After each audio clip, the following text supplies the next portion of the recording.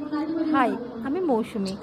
আজ দেখো আমার অ্যাকোরিয়ামের যে মাছগুলো আছে কিলিবিলি ওদের নাম, ওদের কিছু নতুন বন্ধু নিয়ে এসেছি। আর তার সঙ্গে নিয়ে এসেছি অ্যাকোরিয়ামটাকে আরেকটু সুন্দর করে সাজানোর জন্য কিছু পাথর আর গাছ। আগে ব্লু পাথরগুলো ছিল, তার সঙ্গে আমি একটু হোয়াইট পাথর নিয়ে আসলাম। হোয়াইট আর ব্লুটা মিক্সড করলে দেখতেও ভালো লাগবে, আর অ্যাকোরিয়ামটা যেহেতু অনেকটা বড়, একটু বেশি করে পাথর না দিলেও হচ্ছিল না। তাই আমি আজকে 3 কিলো হোয়াইট পাথর নিয়ে এসেছি। এই হোয়াইট পাথরগুলোর থেকে আমার ব্লু পাথরগুলো বেশি ভালো, ওগুলো অনেক দামিও পাথর, কিন্তু আমি এর সঙ্গে একটু হোয়াইট পাথরটা মিশিয়ে দিচ্ছি যাতে ব্লুটা আরও ব্রাইট লাগে দেখতে। তাই আস্তে আস্তে দেখো আমি পাথরগুলোকে সাজিয়ে দিচ্ছি অ্যাকোরিয়ামের মধ্যে। এই যে মাছগুলো দেখছো, এগুলো উইডো, এগুলোর বেশি মেনটেনেন্স লাগে না, তাই আমি এগুলোকেই রেখেছি। কেন সম্ভব না বেশি ভালো দামি মাছ রেখে সেগুলোকে মেনটেন করা। এরা বেশ আনন্দে আমার কাছে থাকে। আমি এদের নাম দিয়েছি কিলিবিলি। বলো তো কেন কিলিবিলি নাম দিয়েছি?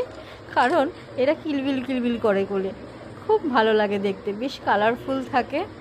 এই যে এই গাছ দুটো নতুন নিয়ে এসেছি, এইগুলো লাগিয়ে দিচ্ছি। আগে কিছু গাছ ছিল ভিতরে, তার সঙ্গে যেহেতু অ্যাকোরিয়ামটা অনেকটা বড়, তাই আরও দুটো গাছ নিয়ে আসলাম।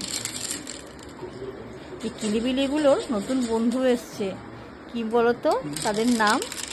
রেড মলি। শুনলাম উইডোর সঙ্গে নাকি রেড মলিও রাখা যায়। রেড মলি রাখলে নাকি কোনো প্রবলেম হয় না, তাই জন্যে আমি কিছু রেড মলি নিয়ে আসলাম।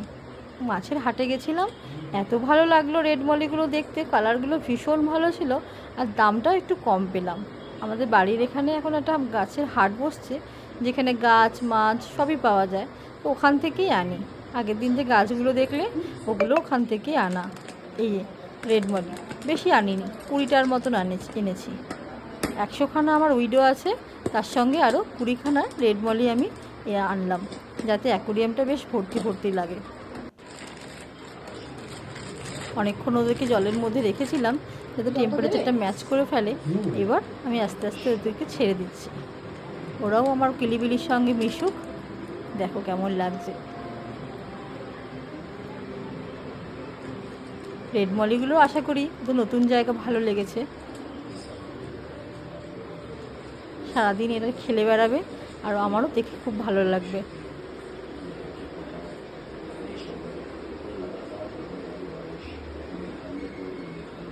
দারুণ লাগছে দেখতে, ফুল কালারফুল।